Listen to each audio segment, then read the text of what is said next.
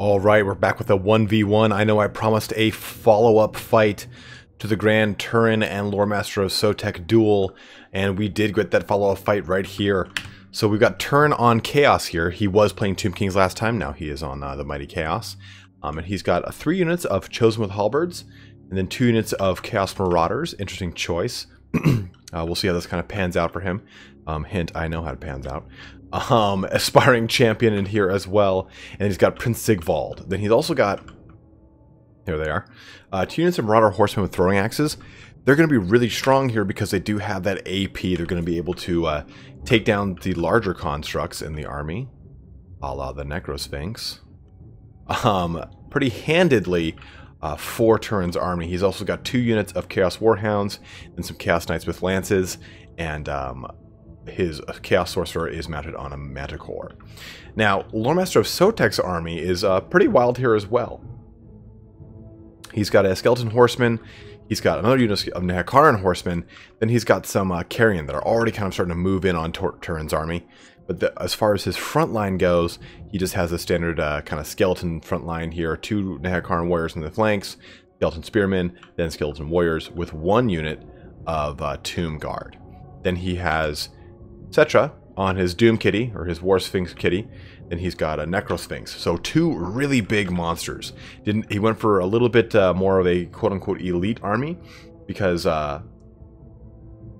he does have about, what is it, I think it's 1,800, well, that's actually like 3,500 points in Cetra, then another like 20 or 2,000 or 2,200 or so, and then actually might even be 2,500 for the Necrosphinx. So that's a large chunk of his money wrapped up in those 2 constructs. Then he's got the Chosen of the Gods Ushabti Great Bows, and the just Ushabti Great Bows here as well. So let's kind of see how this pans out here.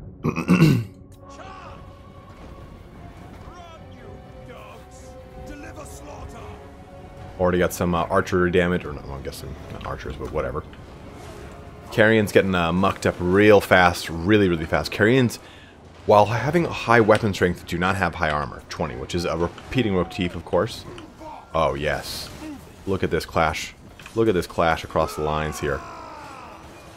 You got Chosen of Hall, you got like, just like the complete polar opposites here as far as like these heavily hulking armored badasses fighting off against these little tiny skeleton people, just being torn apart by aspiring champions and marauders alike. Ooh, so Realm of Souls is already starting to kick off here. Flaming Sword of Ruin is going in as well. That's going to help them buzz up a lot of those units. We can see that Cetra is beset by a ton of Chaos Knights with lances. Sorry about that, guys. Blessed Blade of Petra, those kicking off. The Chaos Sorcerer on the Manticore is in a bad neighborhood right now. He's up against a Necrosphinx and a Cetra. Not going to go well, and he got up in that air quickly because his morale was already starting to tank.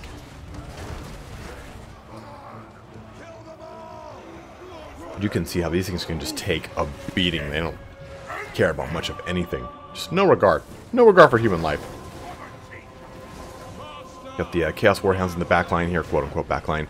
But the cool thing about the Ushabti, even with the Great Bows, is that they're still very competent melee fighters. They still have 52 weapon strength with doing AP as well, so there's still no slouches. As we can see, though, the Necrosphinx and the Khemrian War Sphinx are putting it in the Chaos Knights, and they're just dumpstering that Chaos Sorcerer, just completely fleeing off the battlefield here. See how this front line's going, though, right? So the front line, obviously, as you would have expected, is completely losing out against the superior Chaos front line. And you've got the Marauder Horsemen able to chuck some axes at these Chosen of the Chaos Gods. Not of the Chaos Gods, I'm sorry, Chosen of the Gods. But they do have their Ushabti summon in here as well. Ooh! Look how much damage that thing did. So, Assyrian's Incantation of Vengeance does quite a bit of damage, as we can see, to the Marauder Horsemen, who just got consumed with even more fire from the Chosen of the Gods. Their scatter ammo just kind of going to town on them. But you do have this unit of, full unit of Nehekaran, I'm sorry, these are the Skeleton Horsemen. The Nehekaran Horsemen are right there. They're still in full working order here, so they're going to be quite a threat on the battlefield, because you do only have 3 units that can oppose those, and they're all very slow-moving halberdiers. Well, 2 units is what it looks like now, actually. With the 3rd one already wrapped up. And fighting the Cetra over here with the Necrosphinx. Got 1 unit of Marauder Horsemen being chased off by those Nehekaran Horsemen. Keep in mind those the Nehekaran Horsemen, the tongue twisters that they are the ones that are poised more for direct damage. If you can take a look here. They are anti-infantry, only in a tooltip, but they still do quite a little bit of infantry. A lot more stalwart than their just plain skeleton counterparts. Uh-oh. Uh-oh. Uh-oh. Oh, look at this charge of chaos against these mighty beasts. But they're so fast that they can just run right out of combat. It's basically getting cycle charged by a cav unit. They're so quick. Like, look at this. They have 54 speed. To give you a, like, you know, just as far as like perspective goes, Chaos Knights have 66. So they're really not that slow at all. The balance of power is still like 50%. Because these 2 units are going to hold so much power in that balance of power that they're going to be able to do quite a bit of damage. Like, look at that. Just reaping a tally. Dude, Megatron over here, just no respect. Just no regard for Chaos lives. They matter. I love the way those arrows just like explode and like kind of burst down. Even Cetra, though, can't really deal much against the Chosen Halberds. They do quite a bit of damage against a War Sphinx. Ooh, and Aspiring Champions are on these Chosen of the Chaos Gods as well. Keep in mind, though, we still have this full unit strength of Nehekaran Horsemen that are just aching to do some damage here. And as soon as they get over to the side of the board, they're going to be doing quite a bit. They have the other unit of Skeleton Horsemen, not the just the standard one, not the Nehekaran ones, that are still going to do quite a bit of damage as well. But now with boom, look at that. The Necrosphinx is down and out of commission, getting swarmed over by all of the halberds and everything out of the sword. Just kind of took it out.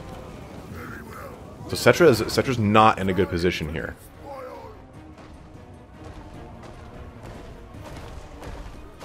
So it looks like Lore Master of Sotek is going to get some revenge upon Turin with a little kiting of his own. And they have so much ammunition. These things have been firing almost the entire game. And Chaos itself is just so slow that it's going to be hard for them to do much of anything here. We're going to speed this up just a little bit here. There we go. So we have a kind of a bit of a rear charge, quote unquote, from these Skeleton Horsemen here, which is not going to be, as you can see, they kind of fall apart very quick. Look at that, how it just kind of crumples fast and fast and fast and fast to what is an anti-large unit, which you do have some reinforcements coming in the way of, oh, boom, I love that, the way that works out. Or the way that works out, the way that works. But you do have some Nehekaran Horsemen that are going to be thundering into this unit here. Just doing some hit and runs, pulling the same tactics that that Turin used on Lore Master of Sotek. Sotek now uses back on Turin to kind of kite the advantage into him.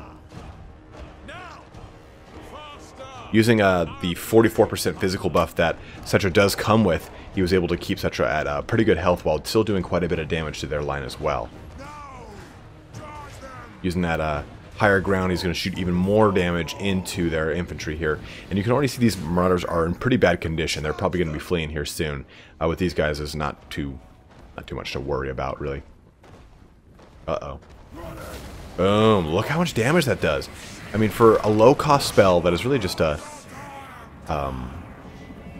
speed reduction, it does quite a bit.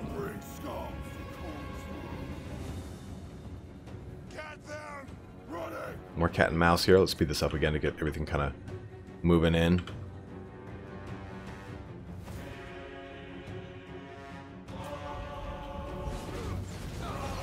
Oh, yeah. Just more arrows. Look at how just many of those are just killed right there. Oh. I mean, that's something I could have ever predicted. It's like, yeah, they're going to have arrows that explode in midair. Like, that is such an awesome way of incorporating that feature into an army. I never would have seen that. Oh, Marauders just don't stand a chance against the War Kitty. coming to town. Choosy moms choose Jiff with Cetra's war pussy. So it looks like Turin's kind of angling up his in a pretty crazy little doom box here. Uh-oh. I don't think you're gonna make it back there, brother. Man, and just to... Like, those things are still... They have about a quarter or a little less than a quarter ammo left, and they're still reaping a tally with their shots here. Looks like we're poised for one final stand. Turin's mangled Chosen versus the mangled... mangled Tomb Kings here. It's interesting to notice that the Realm of Souls does restart in campaign, but it doesn't in multiplayer battles. So if you're depending on that, just know that that's a thing. All right, I'm gonna start using some of that ammunition up here and rip apart what's up to this. This is probably the strongest Chosen Halberd unit.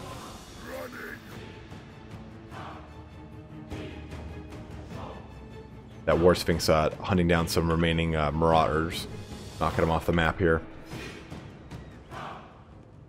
Alright, there it is.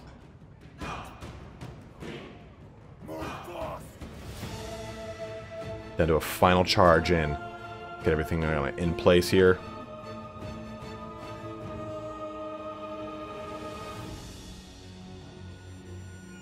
Sigval's still in full health here, though. I mean, there's quite a bit arrayed against Lord Master of Sotek, so there's no real saying how this could turn out. Okay. The first move.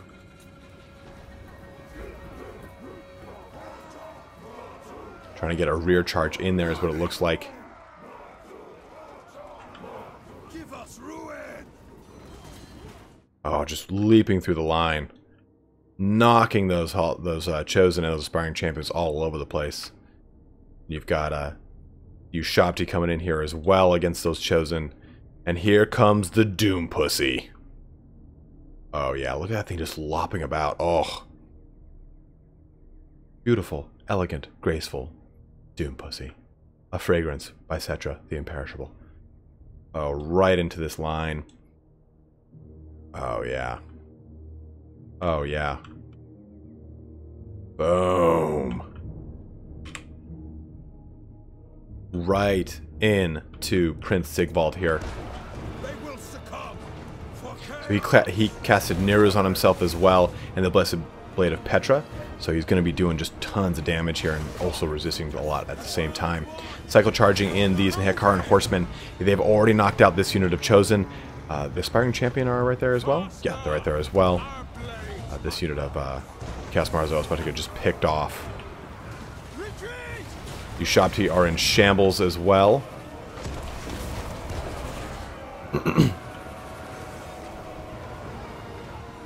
And then the rear charge there gets right into those Chosen Halberds. Cetra still in fighting order here. Still trying to get some kind of victory going out of this. We're almost there. Oh, Cetra! Cetra, no. You have perished.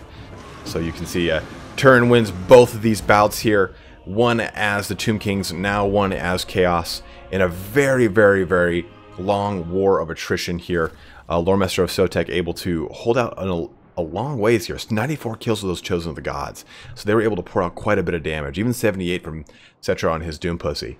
But if we take a look at Turin's army, 130 from these Chosen with Halberds. We have 82 from these Chosen with Halberds as well, and 78 from these. So those Chosen with Halberds really got their point investments worth. And I really think that they were a pretty interesting choice because they're the ones that you see in the meta the most right now. You see Chosen with Halberds with a lot of armies, especially an army that's going to bring a lot of large constructs like the Tomb Kings. Those Chosen with Halberds are going to be a really strong choice. But hopefully you guys enjoyed this video here today. Wanted to finally give you guys the grand conclusion to the Turin versus Sotek 1v1. But we'll have some more of these battles coming out here throughout the week. We're also going to be doing a stream on Thursday. Probably start that around 11 a.m. or noon Pacific Standard Time. So be on the lookout for that. We'll be doing some quick battles, have some fun, play some lore-friendly builds and the such. But let's take a look at some other things here that I might have missed. 37 and 63 kills from those Nehekaran and Skeleton Horsemen, respectively. That's pretty strong. And 62 and 34 kills from Marauders, which were probably allocated mainly to the Tomb King front line, but still worth noting. The Chaos Sorcerer of Fire really didn't get much of his value here, but I think it was when he used the Flame Sword of Ruin that helped out the front lines where majority of his value return was. But, oh, and the Chaos Knights with Lance is also kind of disappointing. But that concludes our video here for today, guys. Have a good one, and take care.